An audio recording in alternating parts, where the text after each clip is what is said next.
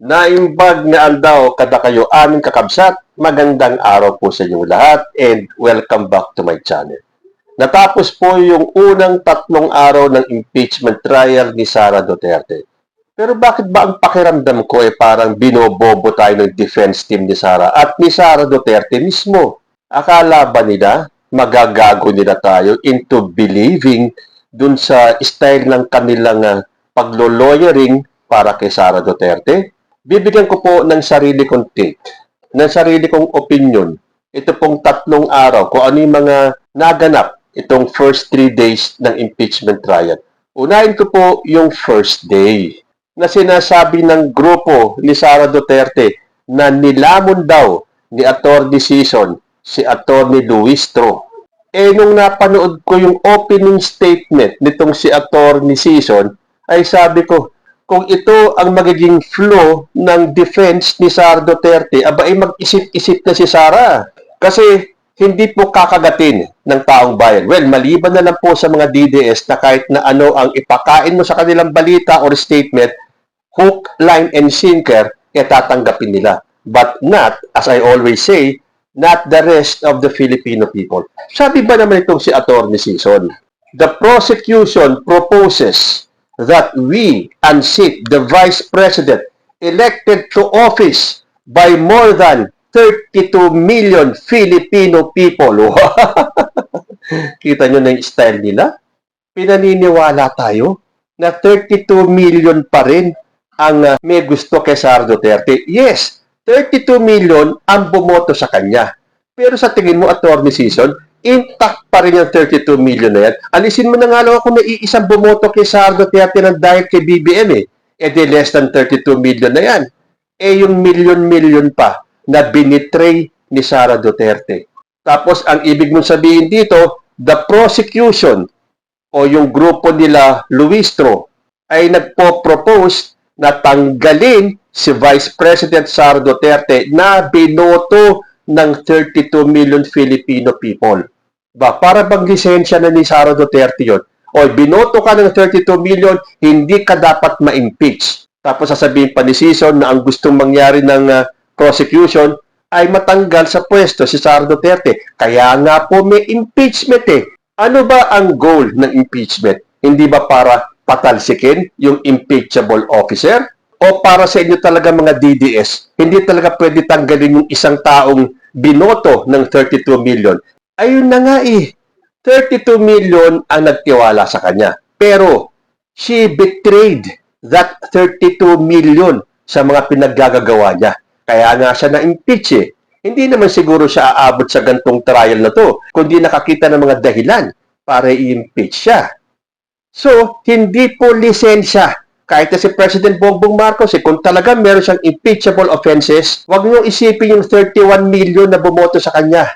Kasi hindi po lisensya at hindi ka ma-exempt sa impeachment porque lang binoto ka ng supermajority ng taong bayan.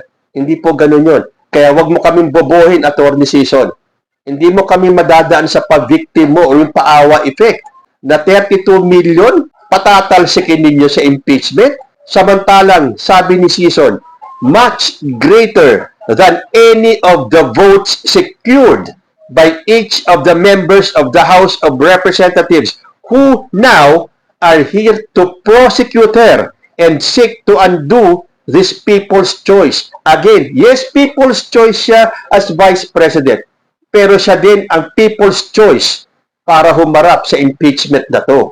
So kung ginalang ng taong bayan ang pagkakahalal kay Sara Duterte bilang Vice Presidente by the 32 million votes, dapat igalang din ng impeachment court itong pagtataksil ni Sara Duterte sa 32 million na bumoto sa kanya.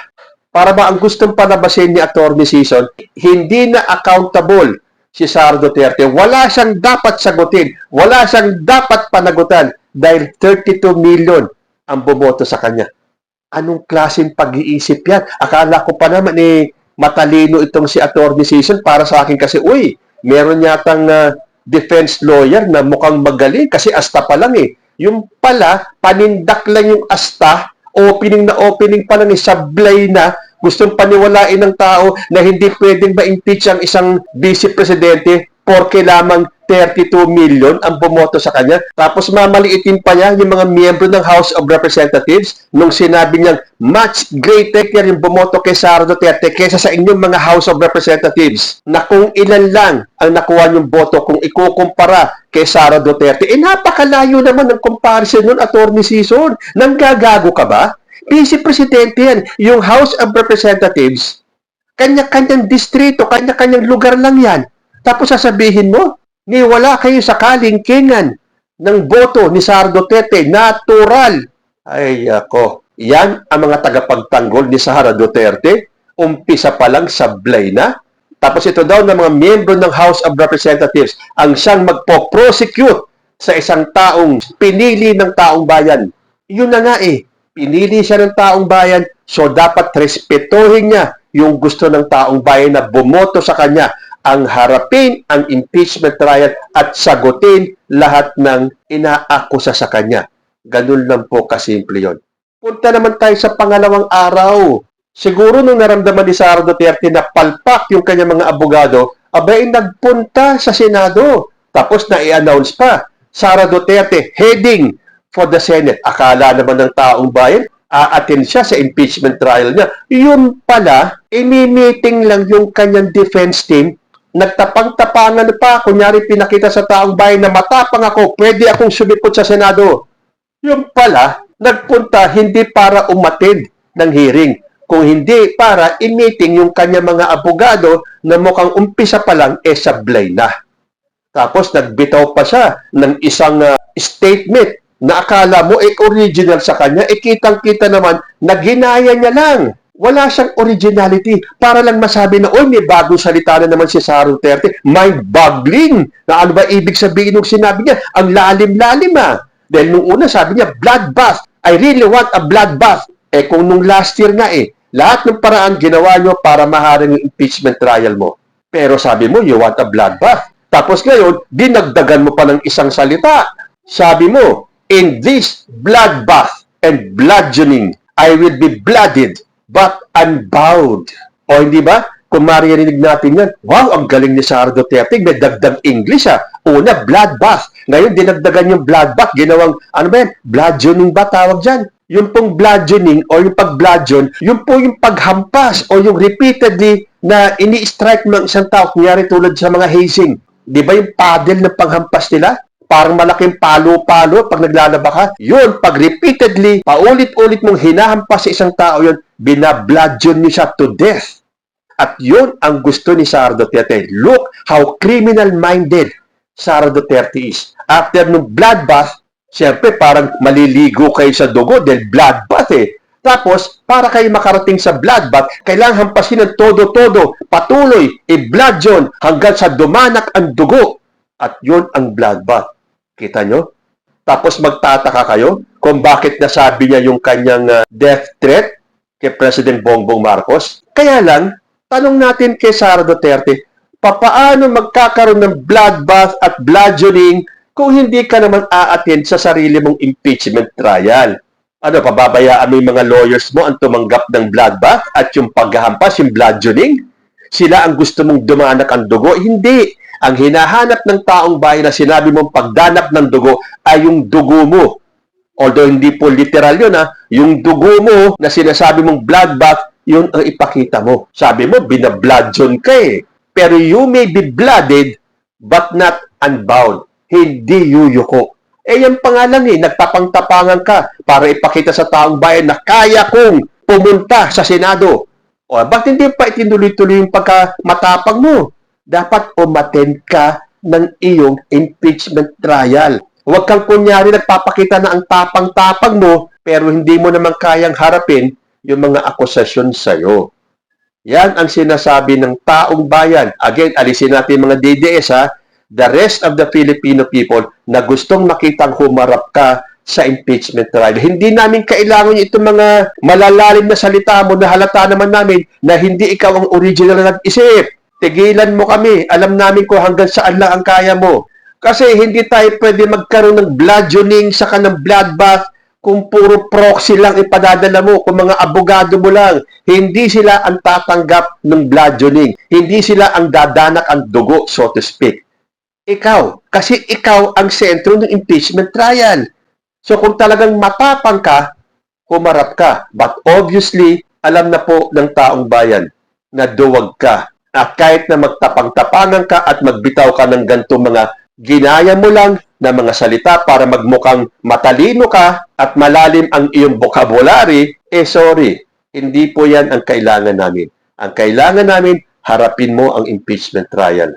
So okay, talaga naman meron siyang choice kung siya ay a-attend o hindi sa kanyang impeachment trial.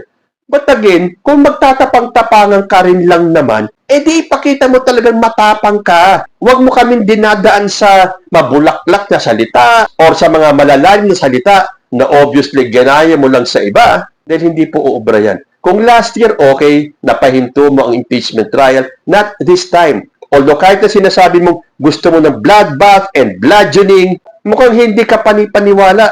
Paano? Yung mga kaalyado mo, and I'm sure, imposibleng hindi mo alam ito, na itong mga alipores mo at mga kaalyado ay dumulog sa Supreme Court upang ipatigil ang impeachment trial. Paano tayong maniniwala na taon sa puso ni Sara Duterte yung gusto niya ng bloodbath? Kunyari, gusto niya ng bloodbath pero gustong ipatigil ng mga kaalyado mo itong impeachment trial. Nasa tingin ko, hindi pagtutuunan ng pansin ng Supreme Court yan dahil meron pong separation of powers. And I'm sure igagala ng Supreme Court na ituloy ang impeachment trial mo. So itong mga desperate moves na naman ng mga kaalyado ni Sara Duterte na ipatigil itong impeachment trial, wala pong patutunguhan dyan. Nakapag-umpisa na ng first 3 days ng impeachment trial, magtutuloy-tuloy na po yan. Dahil gusto ng taong bayan na malaman ng katotohanan. So kung mapatunayan na malinis si Sara Duterte, so be it. Pero dumaan tayo sa proseso. Huwag natin haramin ng impeachment. Hindi na ba kayo nahiya? Bigyan nyo naman ng kahihiyan si Sara Duterte dahil ang gusto ni Sara, bludgeoning para mauwi sa bloodbath. Hindi niya kayo inutusan na ipatigil ang impeachment trial niya. Hindi nga ba sinabi niya gusto niya ng bloodbath? Tapos ipahihinto ninyo?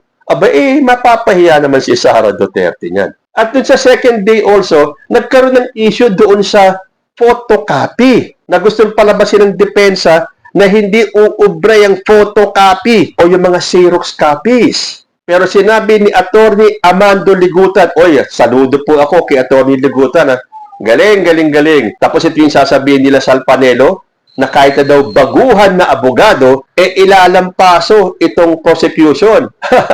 Sabi ko sa inyo, magpapakalat talaga sila ng mga fake news para palabasin sa taong bayan na nilampaso ng defense ang prosecution.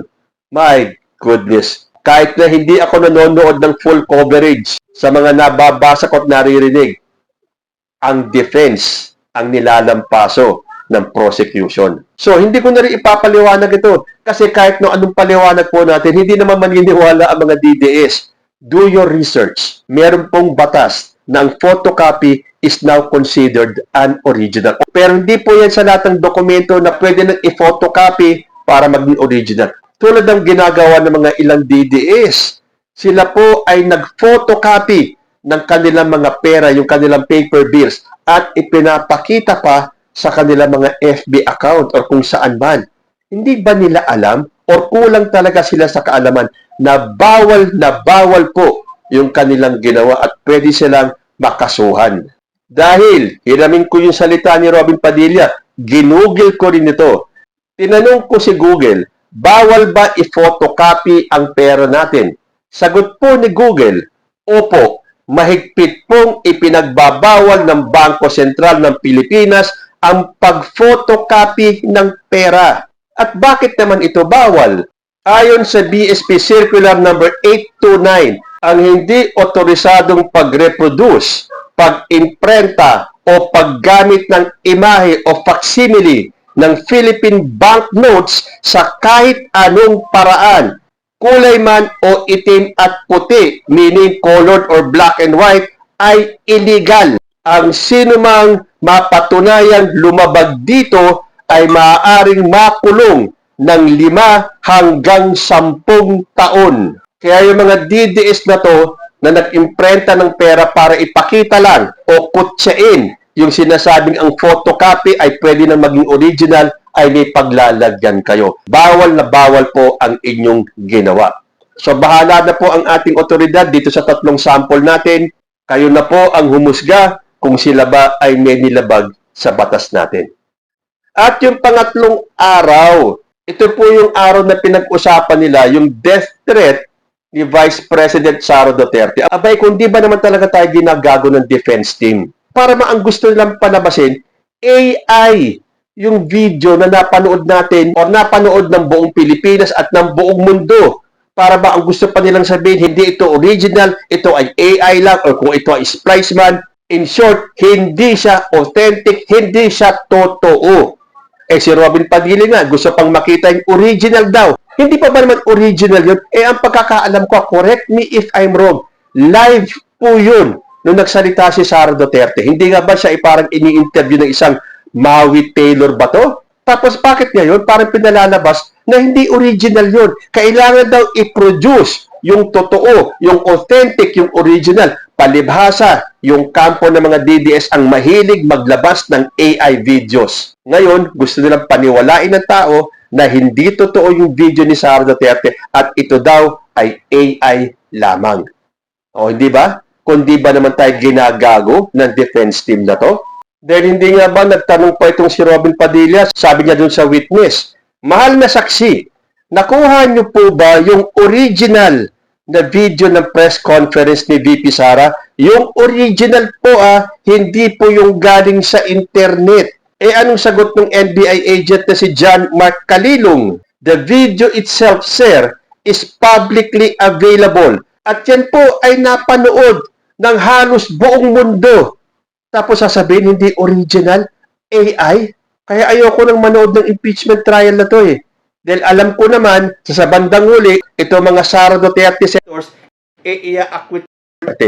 Maliban na lang kung may makonsensya sa kanila at mapagtanto nila na mabibigat at totoo ang mga inaakusa kay Sara Duterte. But again, political nga po itong impeachment na to eh. At itong mga miyembro ng minority bloc is bent on acquitting Sara Duterte. Kasi hodang sabihin ng taong bayan na mga traidor sila, wag lang silang lumabas na traidor kay Sara Duterte. Ganyan katindi itong mga minority bloc na to. Wala silang pakialam kung totoo man or mabigat man ang mga ebidensya laban kay Sara Duterte. Para sa kanila, acquittal pa rin ang ibibigay nilang boto kay Sara Duterte.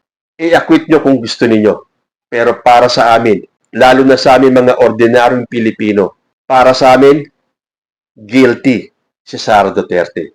At mas mabigat po ang hatol ng taong bayan kaysa sa hatol nitong iilan na senator judges ng Duterte Bloc. So, tanong ko sa inyo, nilamon niya ba ng defense team ang prosecution team? At totoo bang matapang si Sara Duterte dahil sumipot siya sa Senado at nagbitaw ng mga malalalim na salita? Comment lang po down below and I will see you in my next video. Diyos ti Agnina.